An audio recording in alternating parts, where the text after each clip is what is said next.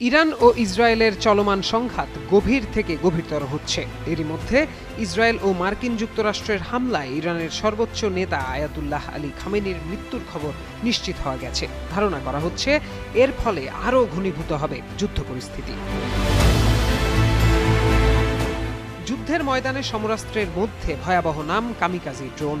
শত্রুকে মোকাবিলায় এটি বেশ আগে থেকেই ব্যবহার করে আসছে ইরান। গত বছরের জুনে ইসরায়েলি আগ্রাসনের জবাব দিতে গিয়ে 12 দিনের যুদ্ধে এই ড্রোন ব্যবহার করেছিল তেহরান। এছাড়াও বর্তমানে রাশিয়া ইউক্রেন যুদ্ধ এবং মধ্যপ্রাচ্যের সংঘাতে ইরানি শহীদ 136 ড্রোন বা কামিকাজি ড্রোনের ব্যাপক ব্যবহার দেখা যাচ্ছে।